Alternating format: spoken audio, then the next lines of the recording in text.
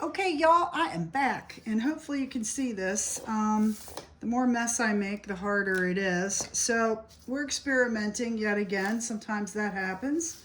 And I'm going to adhere the clay molds, even though they're not dry, and we're just gonna do that and see what happens, I guess. So I'm not telling you that you should do this. You shouldn't do this, but I am impatient, and because of that, I'm doing it. Also because I'm teaching, I guess. I have other bottles I could move on to. I'm just wanting to get to the part where I actually do the embellishments.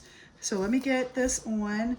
We are going to put a lot of glue up here where we're going to put the embellishment.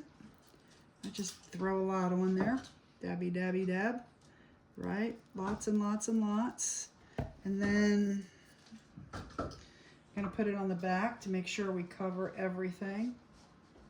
Right? Nice and healthy amounts, not little bit, healthy. Healthy amount there. And we are going to put it on the bottle.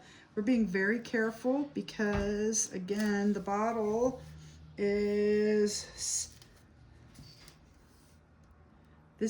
doing this, you could actually take paint off and stuff. So, like I said, I mean, I don't encourage it. You could end up doing a couple things. You could mess a couple things up. I just want to see where it sits. Okay, I'm flattening it. It is still a little bit wet, so like I still have the ability to mold and shape it a little bit. All right, so I'm going to go back and I'm going to add some additional glue around the edges there. Make sure it's down. See, that's the other thing. You can't really push as hard when the clay's not dry, but we're learning as we go. Normally, I would also go over top, but I'm not going to do that because it's wet. And we're going to put the one on the bottom. I'm still experimenting. I'm still going to be changing the colors. I don't know what I'm doing yet.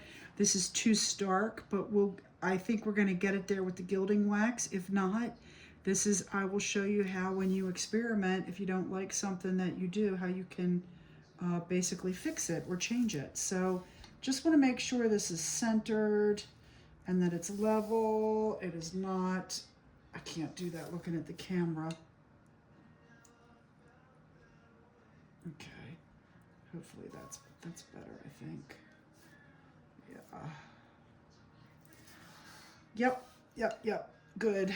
Okay, now we're gonna add the moth at the bottom. So I'm gonna lay it back down because, again, I can't do it standing up. This really helps. The part of the reason that we put these clay molds on, on here, besides just being attractive, and it helps keep the seams down. It helps the paper from pulling back up every spot that you glue an embellishment on the top. It takes a line away. It keeps the seam down. So it's multi-purpose. Besides just being something that looks good, it actually has a purpose in the scheme of things. So let's try this. No. Let's see, we're looking at a bunch of things. We're looking at where it lines up on the, yeah, this will go down, but I am gonna put, again, the bottle's concaved. I have to do the bottom a little bit more. Just wasn't focused on it since we're doing a tutorial. I painted the bottom, I showed that, but there are certain things, I mean, that just don't need to be captured, and that's kind of like one of them. Let's paint. We showed you how you paint the bottom. This is just a color choice of painting the bottom. I could actually do it right now. Let's do that. We're going to take see if I have any paint from before that's still wet. No, not really. So what we'll do, we'll take a little bit of the green out of the cap. My brush is wet. I will just hit the bottom.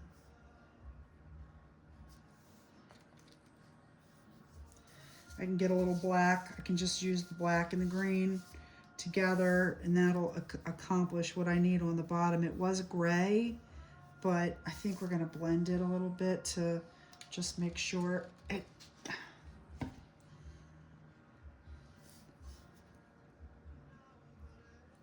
Let's see what I'm doing. Just making it match the color of the bottle a little bit better rather than being gray. Nothing wrong with the gray, it just didn't really match as much. So I'm just using black and green.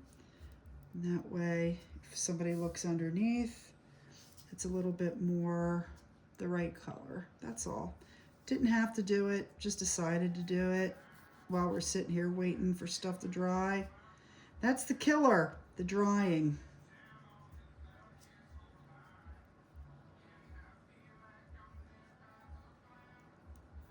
But it's got to be on its back when you do it. So that's kind of where we are while it's drying. Right now, how happy am I with it? I think what happens is in the last few minutes is when things really get good. So hopefully when I add the gilding wax and then start with the beads and the stuff like that, hopefully that's where things really, it all comes together and it looks amazing. See, that's all we did. That's fine. You can't really see it on the bottom. It's just, but it makes it look a little bit better. All right, we're gonna let this dry and I'll be back in a little bit.